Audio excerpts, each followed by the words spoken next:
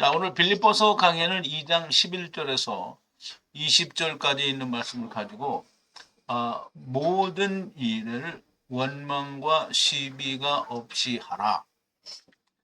이런 주제로 하나님 말씀을 들을 거고요. 또 영어로는 do all things without murmuring and disputing이라고 그렇게 제목을 정했습니다. 우리가 하나님 말씀 같이 볼게요. 여기도 똑같이 우리가 항상 하는 대로 제가 한 절 읽고 여러분도 한 절 읽고 교독하겠습니다. 우리 마지막 20절은 함께 봉독할게요. 모든 입으로 예수 그리스도를 주라 시인하여 하나님 아버지께 영광을 돌리게 하셨느니라. 그러므로 나의 사랑하는 자들아, 너희가 나 있을 때뿐 아니라 지금 나 없을 때에도 항상 복종하여 두렵고 떨림으로 너희 구원을 이루라. 너희 안에서 행하시는 이는 하나님이시니 자기의 기쁘신 뜻을 위하여 너희로 소원을 두고 행하게 하시나니 모든 일을 원망과 시비가 없이 하라.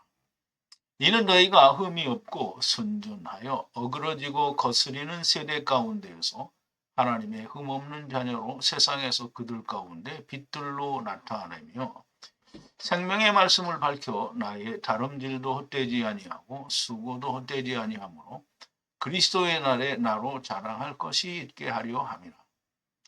만일 너희 믿음의 재물과 봉사 위에 내가 나를 관제로 드릴지라도 나는 기뻐하고 너희 무리와 함께 기뻐하리니 이와 같이 너희도 기뻐하고 나와 함께 기뻐하라. 내가 디모데를 속히 너희에게 보내기를 주 안에서 바람은 너희 사정을 알므로 안위를 받으려 함이니 이는 뜻을 같이 하여 너희 사정을 진실히 생각할 자가 이밖에 내게 없음이라. 아멘. 우리 잠깐 기도하겠습니다. 사랑이시고 긍휼과 은혜이시며 자비이신 하야 아세르 하야 우리 아버지 하나님께 감사와 찬송과 영광을 돌립니다. 사도 바울이 자기의 달려갈 길의 끝자락인 로마에 가서 옥중에서 빌립보 교회에 편지를 쓰면서 빌립보 교회를 향한 당부의 말씀과 또 그들을 사랑하고 또 그들의 소식을 듣기를 위하여 사람을 보내기도 하고 또 그들로부터 후원도 받으며 하나님의 진리의 말씀을 전하고 증거하는 내용 가운데 우리가 특별히 모든 일에 원망과 시비가 없게 하라는 말씀을 주제로 하나님의 말씀을 듣고자 합니다. 아버지 하나님, 들려지는 모든 말씀에 성령님의 충만하신 감동과 역사가 함께 하셔서 우리로 하여금 진리가 우리 가운데 있게 하시고 우리가 하나님의 말씀을 바르게 야다하며 우리가 바울과 같이 달려갈 길, 둯대를 향하여 잡은 것으로 여기지 아니하고 잡기 위하여 달려가는 자들이 되게 하여 주시옵소서. 예수님의 이름으로 기도하옵나이다. 아멘. 자, 사람들이 세상에서 무슨 일을 하다 보면 항상 불평과 불만이 있고요. 그리고 시비가 생기게 됩니다. 논쟁과 분쟁이 생기게 되죠. 그런데 사도 바울이 이런 일들이 다 없게 모든 일을 하라고 하는 겁니다. 자, 오늘 이 말씀을 들어가기 전에 우리가 이제 지난 시간에 나누었던 말씀을 우리가 좀 되새김을 해볼게요. 그러므로 그리스도 안에서 어떤 위로, 곧 사랑의 위로, 어떤 성령의 교제, 어떤 심장과 자비가 있으면 영으로 결합된 하나로 생각하는 그의 사랑을 가졌다고 생각을 하고 그와 같이 생각하고 나의 기쁨을 채우라. 그러면 헛된 영광과 다툼을 따라 하지 않으며 겸손하게 하고 서로를 자기 자신보다 낮게 여기게 된다라고 이제 우리 지난 시간에 말씀을 나눴는데요. 그리스도 안에서 사랑이 있고요. 또 성령의 교제와 그리고 심장과 자비가 있으면 영으로 결합된 하나라고 되게 되고요. 그리고 그리스도의 사랑이 우리 안에 있게 됩니다. 그러면 그 사랑으로 우리가 서로 기쁨, 즉 여기서는 사도 바울이 나의 기쁨을 채우라 했는데 사도 바울의 기쁨만 되겠습니까? 모든 사람에게 기쁨이 됩니다. 그리고 그렇게 되면 그리스도의 사랑이 있으면 헛된 영광, 다툼을 따라서 하지 않게 되고요.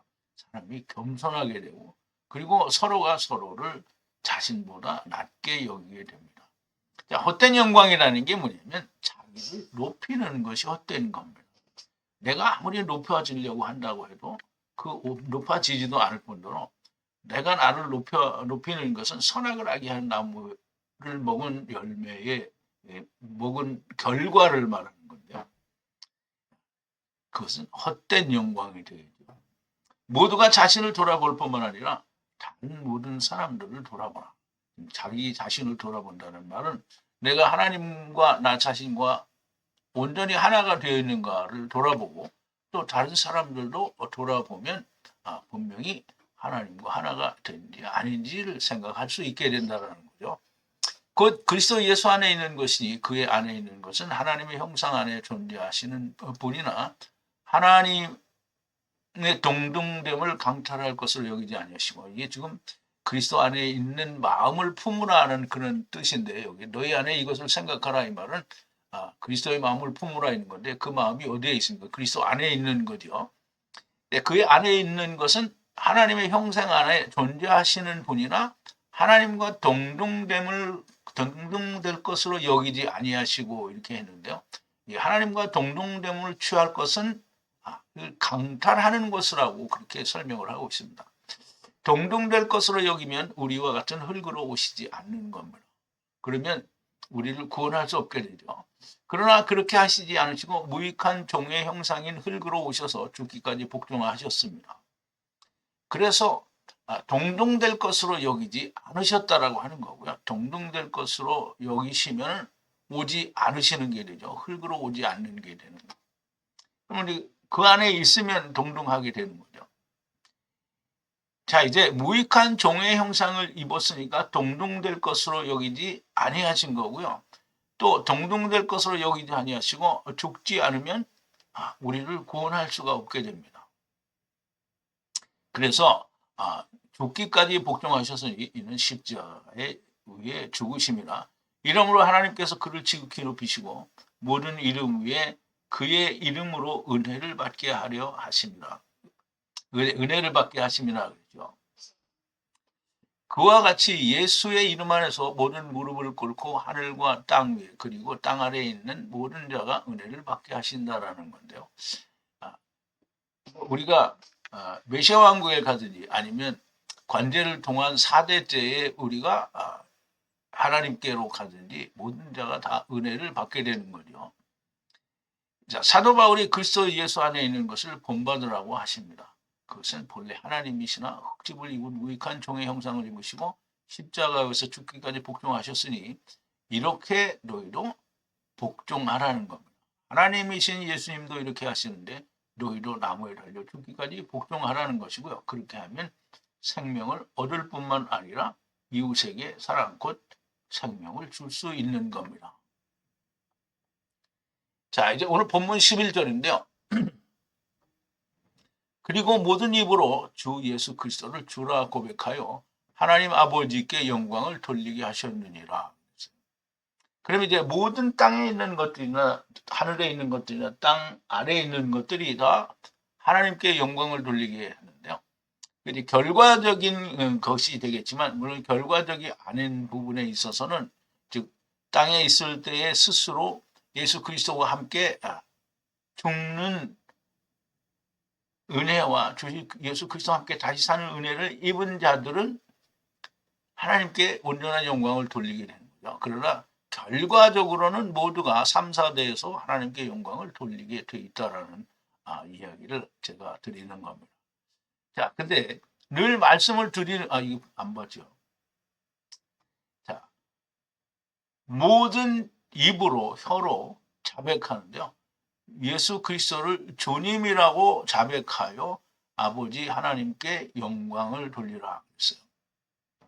그러면 이제 예수 그리스도를 주라 고백한다라는 말과 하나님께 영광을 돌리게 한다는 말이 굉장히 중요한 말인데요. 늘 말씀을 드리지만 사람의 생각에 이것이 하나님께 영광이리라고 생각하고 하는 것은 전혀 받지 않으신다라는 거예요. 예수님께서도 유대인들에게 말씀하시기를, 즉 이스라엘 사람들에게 이야기하시기를, 너희가 고르반이라고 하여 하나님께 드림이 되었다고 말하면 부모를 공경하지 않아도 된다라고 함으로 부모를 공경하라 하신 하나님의 말씀을 폐한다라고 얘기했고, 사람의 교훈과 계명으로 하나님을 경배하니 너희가 헛되이 경배한다라고 말씀을 하셨어요. 그러므로 사람의 생각이 들어가 있는 것은 아무것도 하나님이 받지 않으시는 겁니다. 사람의 생각이라는 게 뭐냐면, 이렇게 하는 것이 하나님께 영광이리라고 생각하는 걸 말합니다. 그러므로 우리가 부활절도 성탄절도 추수감사절도 성경에는 없는데 사람들이 이렇게 하는 것이 하나님께서 기뻐하실 거야 라고 생각하는 거잖아요. 그거는 상관이 없는 짓을 하는 겁니다. 하나님께 영광이 되는 것은 오직 한 가지, 하나님을 떠난 자가 하나님께로 돌아오는 것이 영광입니다. 즉 사망에서 생명으로 옮겨지는 게 영광이고요. 마귀의 권세 아래 있다가 하나님께로 돌아오는 것이 영광입니다. 죽음의 영광에서 생명의 영광으로 이런 자를 받으시는 것이 영광입니다. 그리고 우리가 주 예수 그리스도를 주라 고백한다 그러는데요. 주라는 말은 우리가 히브리어에서는 아도나이라고 하고요. 또 이 신약에서는 큐리오스라고 하는데요. 이 말은 통치자 혹은 남편이라는 뜻입니다. 예수 그리스도가 나를 다스리는 자요, 남편이라는 말씀이 되는데요. 그냥 교회 열심히 다니는 게 주가 나를 다스리는 게 아니고요. 내가 교회 열심히 다니는 게 예수 그리스도가 나의 남편이 되는 게 아닙니다. 주님이 내 안에, 내가 주님 안에 거하는 자가 되면 주님이 나를 다스리는 자가 되고 곧 나의 남편이 되십니다. 내가 나의 십자가를 지고 주님의 십자가 위에서 죽으심과 합하여 나도 죽고 주님이 다시 사심과 함께 나도 다시 사는 것이 주님이 내 안에 내가 주님 안에 거하게 되는 것을 말합니다. 이런 것을 전혀 모르는데 예수 그리스도는 나의 주시다라고 입으로만 고백을 하면 영광을 받으시는 것인가? 전혀 아니라는 것이죠. 자, 12절인데요. 그러므로 나의 사랑하는 자들아, 내가 온 것과 같이 아닐 때도 하나로 언제나 주의 깊게 듣고 나의 부재 안에서 지금 더 많이 두려움과 떨림으로 자기의 구원을 성취하라.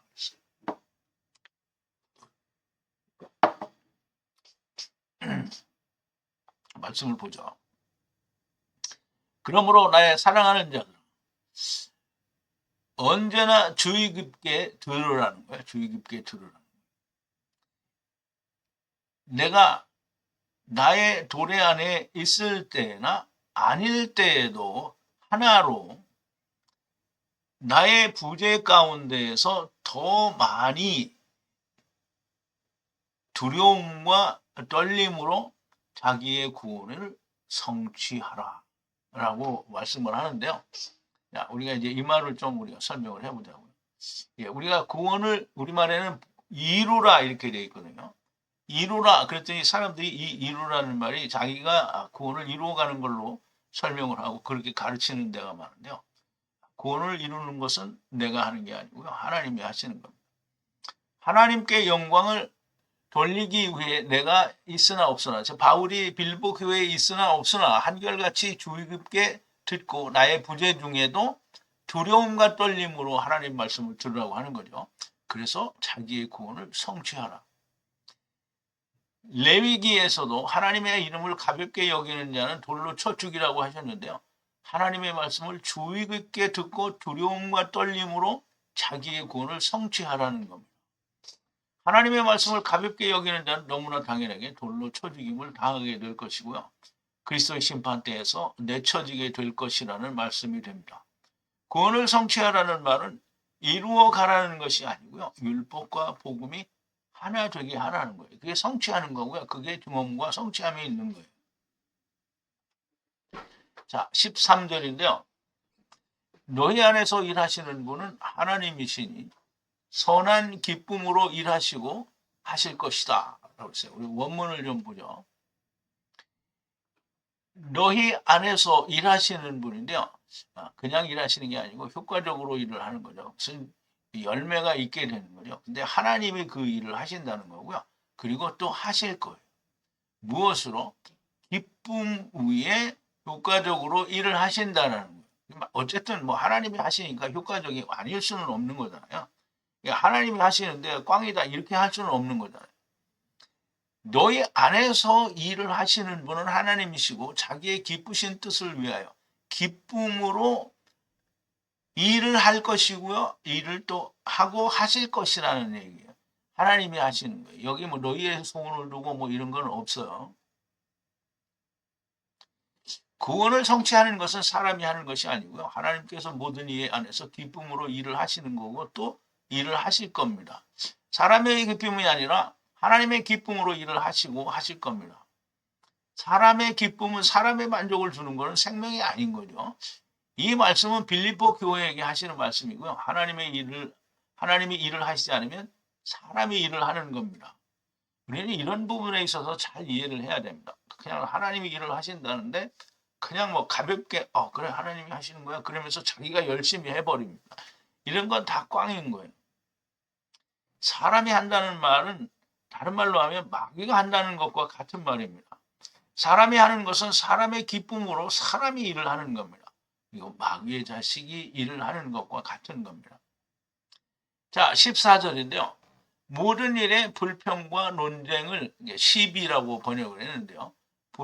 불평과 논쟁을 분리하여 행하라 그랬는데요.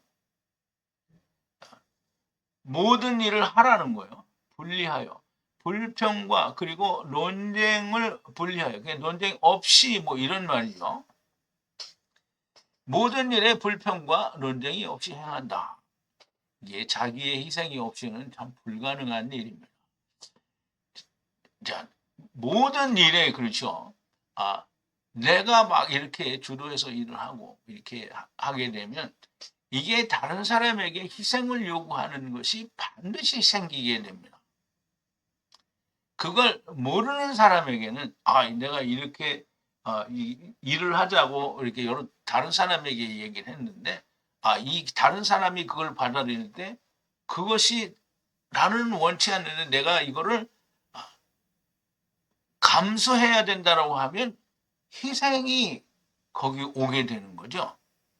그러면 다른 사람이 원치 않는 것을 하게 될 때에는 희생을 요구하게 되고 그 희생이 따라오게 된 거죠.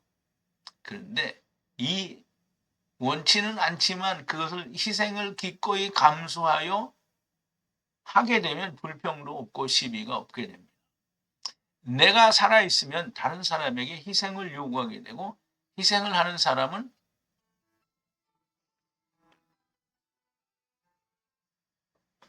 희생을 하게 되는 사람은 원망이 불평이 생기게 됩니다. 그런데 그럼에도 불구하고 사도 바울은 희생을 하라는 거죠. 그러면 언제까지나 그렇게 해야 되냐? 죽을 때까지 그렇게 하라는 겁니다. 그 사람이 그것을 깨닫지 못하면 나만 억울하지 않느냐? 아니죠. 그 사람이 그걸 깨닫지 못하면 그 사람은 이웃에게 고통을 주는 사람이 되므로 하나님이 없는 사람이라는 결론이 나옵니다. 그런데 주님이 우리를 위하여 죽으신 것은 얼마나 억울한 일입니까? 우리의 논리에 의하면 주님이 죽으신 것은 너무나 억울한 일이 된 겁니다. 그러나 희생이 되더라도 억울하다고 생각하는 것은 안 되는 겁니다. 서로가 서로를 사랑하는 배려가 있으면 됩니다. 그냥 항상 일방적으로 나는 이렇게 희생을 당한다라고 생각하는 것도 사실은 주님의 그 희생하는 마음이 내 마음에 없는 게 됩니다.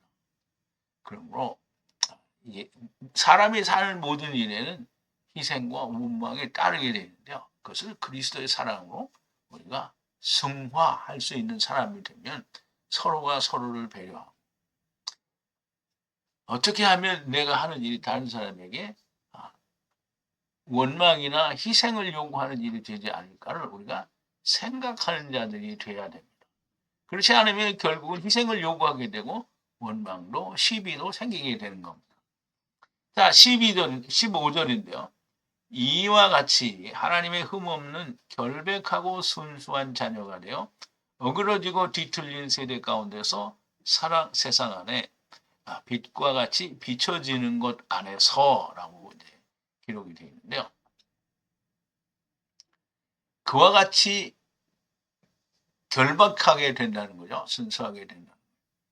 그와 같이 이게 말하자면 원망과 시비가 없이 하는 그런 결백한 자가 되고 그리고 흠없는 하나님의 순수한 아이가 돼요. 뒤틀리고 구부러진 세대의 벽 안에서 중간 벽 안에서 이게 세상 가운데에서 이 말이죠. 비춰지는 것 안에서 어떻게 비춰지느냐 하면 세상 안에서 빛이 비침과 같이 비춰지는 그 안에서라는 말이죠. 이같이 원망과 시비가 없게 하는 것은 하나님의 흠없는 결백한 순수한 자녀가 되는 거고요.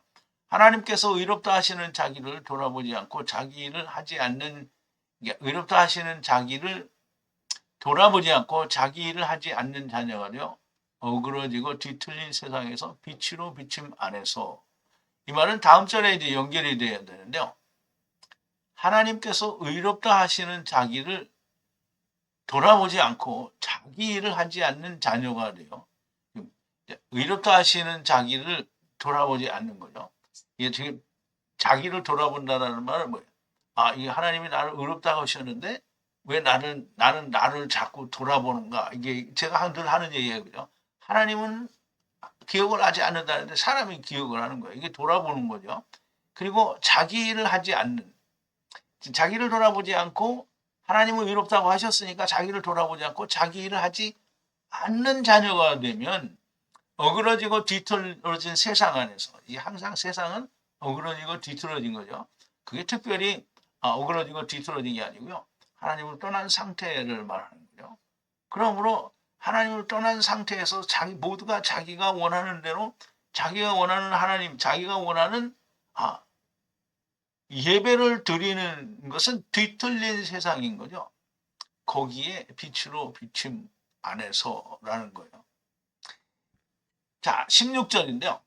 그 안에서 생명의 말씀을 잡아 그리스도의 날에 나로 헛되게 달리지도 않았고 헛되게 일하지도 않았다는 것을 자랑하게 하려 함이라. 생명의 말씀을 붙잡아서 나로 자랑하게 하는 거예요. 언제? 그리스도의 나라를. 헛되게 달린 것이 아니고 헛되게 힘써 일하는 것도 아니라는 것을 자랑하게 하는 거예요.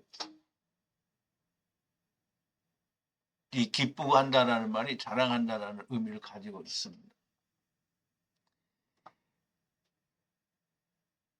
어그러지고 뒤틀린 세상에서 빛으로 비추면서 생명의 말씀을 잡아 예수 그리스도의 날에 헛되게 달리지도 헛되게 일하지도 않았다라고 자랑하게 한다는 거예요. 지금 이걸 빌립보 교인들에게 이제 지금 하나님의 격려의 말씀으로 이제 하는 거죠. 헛되게 달리지 않고 헛되게 수고하지 않았다는 것은 매우 중요합니다. 나의 모든 수고가 다름질박질해도 주님이 나에게 나는 너를 도무지 모른다고 하시면 모든 수고와 다름질이 어떻게 헛된 게 되는 거죠. 주님이 나를 모른다고 할 때는 모든 게 꽝이 된다는 말이에요. 그래서 오직 주 예수의 날에 헛되게 달리지도 않고 헛되게 수고하지도 않았다라는 것은 정말 중요하다라는 말이 됩니다. 근데 그렇게 되려고 하는 것은 원망과 시비가 없고 생명의 말씀을 붙잡은 거죠. 물론 다 설명을 드리자면 또 그것도 많은 설명이 필요한데요. 여기까지 드는 것 가운데서 여러분들이 이해를 하시면 되겠습니다. 자, 17절인데요. 그러나 만약 섬김으로 희생과 전제를 드리게 된다고 하더라도 너희의 믿음을 기뻐하고 그리고 너희 모두를 기뻐하노라. 그랬어요. 여기 말씀은 조금 어려운 부분이 있는데요.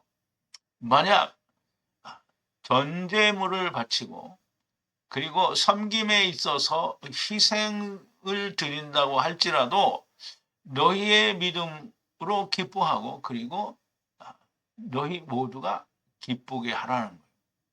그럼 이제 우리가 중요한 건 뭐 기뻐하고 기뻐한다는 말은 다 기뻐하는 건데요. 믿음으로 뭐 다 기뻐하는 건데요.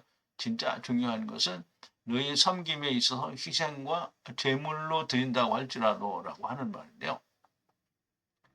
모든 경우에 하나님께서 성경에서 이제 카탄들에 대하여 말씀을 하십니다. 그런데 바울이 특히 이제 바울은 거의 모든 경우에 카탄들에 대해서 얘기를 하고 이제 끊어진다라는 말을 많이 하시는데요. 그런데 여기서는 희생과 전제를 말씀하시는 것은 메시아 왕국과 그 후에 오는 전제에 대해서 말씀을 하시는 것입니다. 희생과 전제에 대해서는 이미 레위기에서 공부를 했는데요. 희생과 전제에 대해서 한번 알아보죠. 자, 이스라엘 자손에게 고하여 이르라. 이제 레위기 23장 34절부터 37절인데요. 이스라엘 자손에게 고하여 이르라. 7월 15일은 초막절이니 여호와를 위하여 7일 동안 지킬 것이라. 첫날에는 성회가 있을 것이니 있을지니 너희는 아무 노동도 하지 말지며 7일 동안 너희는 화제를 여호와께 드리고 8일에도 너희가 성회가 될 것이며 화제를 여호와께 드릴지니 이는 거룩한 대회라. 너희는 아무 노동도 하지 말지니라. 이것들은 여호와의 절기라. 너희는 공포하여 성회를 삼고 번제와 소제와 희생과 전제를 각각 그날에 여호와께 드릴지니라. 그래서 제가 레위기 공부를 할 때 그래서 번제와 소제와 희생과 전제를 이제 여기 이제 하나가 빠진 것 같은데요. 어쨌든 이게 이제 4대를 걸쳐서 얘기하는 거라고 그렇게 이제 보여진다라고 말씀을 했는데요. 여기에 희생이라는 말은 이 전제라는 말과 함께 이 3, 4대를 이야기하는 것으로 그렇게 얘기돼서 희생이라는 말은 물론 이제 소제도 뭐 같은 거겠습니다만은 희생은 메시아 왕국에서 이제 은혜 시대에 또는 처음 시대에 드려졌던 그 희생에 대해서 다시 해보는 거잖아요. 그래서 그 희생을 말하고요. 전제는 마지막 때에 삼켜질 때 부어서 삼켜지는 4대째의 구원에 대해서 말씀하는 것으로 보여져서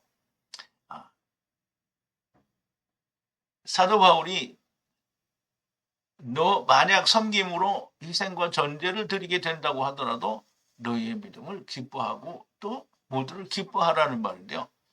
은혜의 시대에도 그리고 메시아 왕국에서도 그리고 4대에서도 하나님이 데려가는 것은 다 기쁜 거잖아요.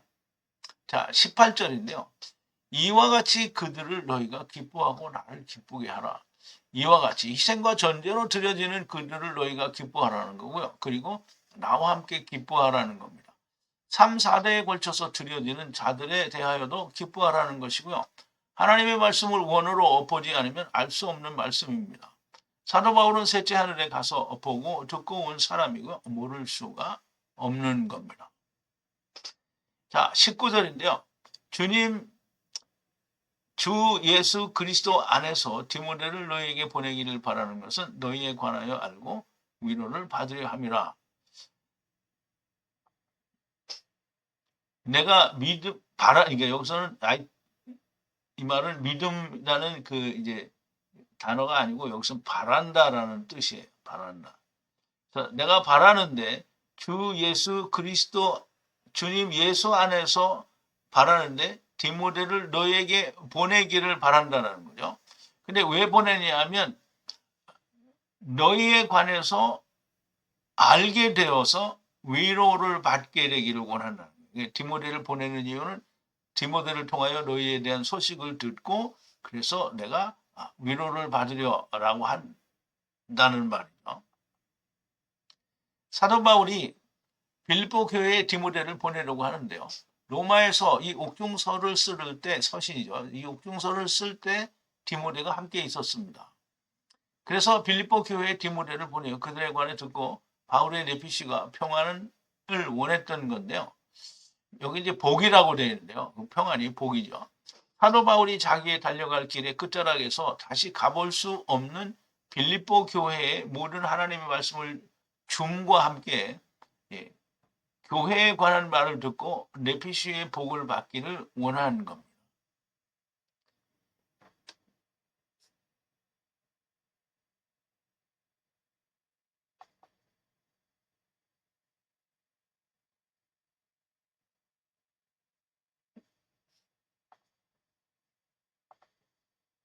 자, 20절인데요.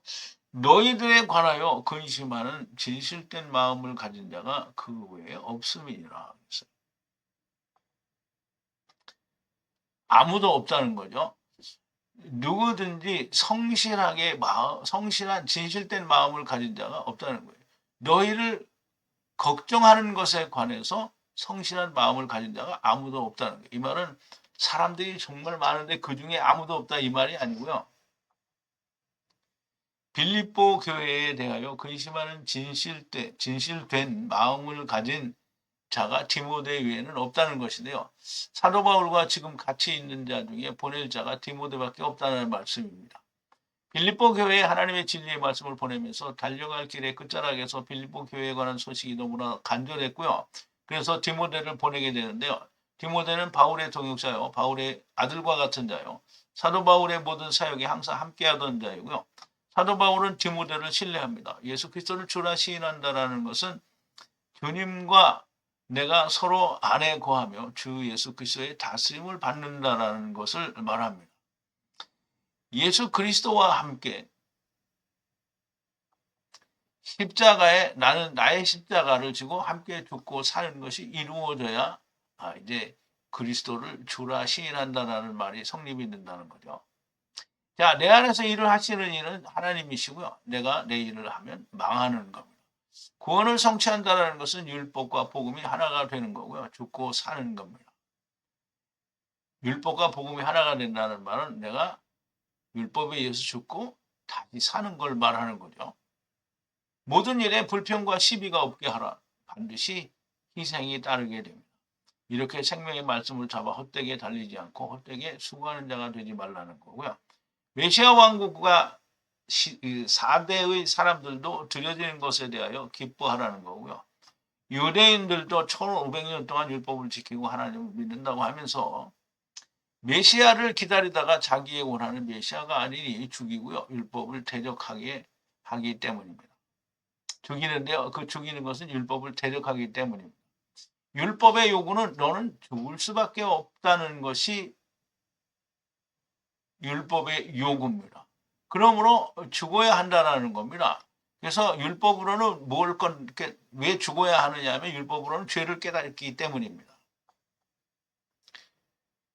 자, 로마서 3장인데요. 우리가 알거니와 무릇 율법이 말하는 바는 율법 아래에 있는 자들에게 말하는 것이 모든 입을 막고 온 세상으로 하나님의 심판 아래 있게 하려 함이니라. 그러므로 율법의 행위로는 그 앞에 의롭다 하심을 얻을 육체가 없나니 율법으로는 죄를 깨달음이니라. 이제는 율법의 하나님의 한 의가 나타나서 율법과 선지자들에게 증거를 받는 것이라. 곧 예수 그리스도를 믿음으로 말미암아 모든 믿는 자에게 미치는 하나님의 의인이 차별이 없느니라. 율법은 뭐라는 거예요? 죄를 깨달음이에요. 그럼 죄를 깨달으면 뭐예요? 하나님의 심판 아래 있으니까 우리 죽어야 된다는 얘기를 하는 거죠. 깨달을 뿐이고, 즉 죄를 깨달을 뿐이고 의롭게 될 수가 없는 겁니다. 그런데 죽지 않고 나를 높여서 의로워지는 것은 율법을 대적하는 겁니다. 율법으로 죄를 깨달으면 어떻게 해야 됩니까? 죽어야 됩니다. 죄의 삭은 사망이라고 했습니다. 너희가 죄의 종이 되었을 때는 의에 대하여 자유하였느니라. 너희가 그때 무슨 열매를 맺었느냐? 이제는 너희가 그 일을 부끄러워하나니 이는 그 마지막이 사망임이니라. 그러나 이제는 너희가 죄에서 해방이 되고 하나님께 종이 되어 거룩함에 이르는 열매를 얻으시니 마지막은 영생이라. 죄의 싹은 사망이요 하나님의 은사는 그리스도 예수 우리 주 안에 있는 영생이니라. 죄는 사망이고요. 예수 그리스도 안에 들어가면 생명이라는 얘기가 되는 거죠. 죄의 삭은 사망입니다. 죽어야 됩니다. 죽으려면 어떻게 죽어야 되느냐? 이것을 보여주는 게 주님의 말씀이 주님이 나를 따라서 자기 십자가를 지고 나를 따르라. 그러니까 주님이 나를 따르려면이라는 말은 죽으려면 이 말입니다. 그래서 어떻게 죽느냐? 마태복음 16장 22절에 27절인데요.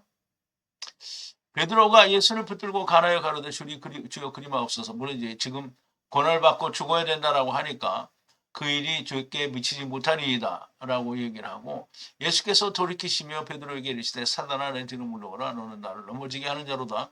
네가 하나님의 일을 생각지 아니하고 도리어 사람의 일을 생각하는도다. 이에 예수께서 제자들에게 이르시되 아무든지 나를 따라오려거든 자기를 부인하고 자기 십자가를 지고 나를 쫓을 것이니라. 누구든지 제 목숨을 공격하자 하면 잃을 것이요 누구든지 나를 위하여 제 목숨을 잃으면 찾으리라. 사람이 만일 온천을 얻고도 제 목숨을 잃으면 무슨 소용이 있으리요. 사람이 무엇을 주고 제 목숨을 바꾸겠느냐. 인자가 아버지의 영광으로 그 천사들과 오르니 그때 각 사람이 행한 대로 갚으리라. 자, 이제 보세요. 주님이 아무든지 나를 따라오려거든. 지금 주님이 가는 길이 뭐예요?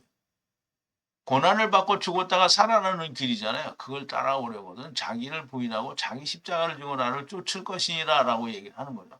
근데 이거를 사람들은 주님이 가신 고난의 길을 내가 간다. 주님이 가신 고난의 길이 뭐 십자가에 죽는 거잖아요.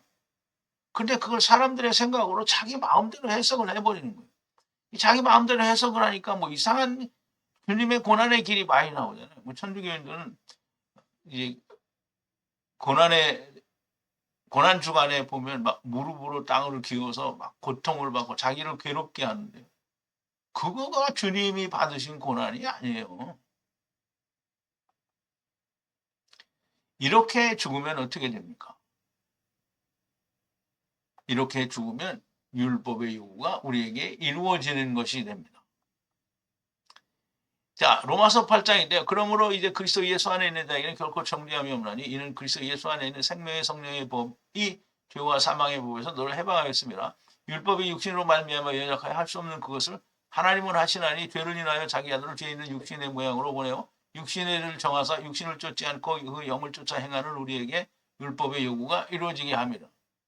율법의 요구가 우리에게 이루어지는데 예수님에게 이루어지지 않았으면 우리에게 이루어질 수 있어요? 없어요? 없죠. 예수님이 육신의 죄를 정했다는 거예요. 하나님이 그에게 정했다는 거예요. 그럼 죽었다는 거죠. 우리가 육신을 쫓지 않고 영을 쫓아 행하면 우리에게 그 율법에 이루어지게 합니다. 육신을 쫓는 자는 육신의 일을, 영을 쫓는 자는 영의 일을 생각하느니 육신의 생각은 사망이요 영의 생각은 생명과 평안이니라. 육신의 생각은 하나님과 원수가 되나니 이는 하나님의 법에 굴복지 아니할 뿐이라 할 수도 없습니다. 육신에 있는 자들은 하나님을 기쁘시게 할 수 없느니라. 만일 너희 속에 하나님의 영이 거하시면 너희가 육신에 있지 아니하고 영에 있나니 누구든지 그리스도의 영이 없으면 그리스도의 사람이 아니라. 또 그리스도께서 너희 안에 계시면 몸은 죄로 인하여 죽은 것이나 영은 의를 인하여 산 것이나. 영이 사는 거예요. 이렇게 명백한데 오늘 예수 믿는다는 사람들이 모릅니다. 그래서 믿기만 합니다. 믿는다는 것은 주님이 죽으신 것처럼 나도 죽는 것이 믿는 거고요. 그냥 건너가지 않고 믿기만 하면 주님은 건너가신 거고 나는 건너가지 않은 것이 됩니다. 주님이 나는 너를 모르신다고 하실 것이고요. 너는 어디서 왔는지 모르니까 나도 너를 어디서 왔는지 모른다라고 하시는 겁니다. 사랑하는 성도 여러분, 주님과 함께 죽고 함께 사시고 주님과 함께 건너가는 자가 되시기를 바랍니다. 우리 기도하시겠습니다. 은혜와 사랑이신 우리 아버지 하나님께 감사와 찬송과 영광을 돌립니다. 우리는 하나님의 말씀을 듣고 배우면서도 늘 가볍게 생각하고 한쪽 귀로 들리고 한쪽 귀로 흘려버리고 하나님의 말씀을 도무지 두렵고 떨림으로 무겁게 듣는 자가 없습니다. 아버지 하나님, 우리는 하나님의 말씀을 가볍게 듣고 무엇인가 내게 유익한 일이 생겨지기를 바랍니다. 그러나 하나님의 말씀을 무겁고 두렵고 떨리는 마음으로 받지 아니하면 결국은 율법을 대적하는 자가 되고 율법에 순응하는 자가 아니고 하나님을 대적하는 자가 될 수밖에 없고 결국은 망하는 자가 될 것이 아버지요. 오늘 우리가 하나님의 말씀을 들을 때에 하나님의 그 말씀을 두렵고 떨리는 마음, 우리의 마음을 강팍하게 하지 않고 우리의 마음을 하나님의 말씀이 들려지는 대로 온전하게 순전하게 순응하는 자들이 다 되어지게 하여 주시옵소서. 우리가 율법의 요구는 사망이라고 하였는데 마땅히 주님이 그 이유로 죄를 인하여 자기의 죄는 없지만 사람들의 죄를 인하여 그렇게 죽으신 것처럼 우리도 그렇게 죽는 자가 되어 율법의 요구가 우리에게 충족되어지게 이루어지게 하시는 하나님의 은혜를 온전히 입는 자가 되게 하여 주시옵소서. 예수님의 이름으로 기도하옵나이다. 아멘.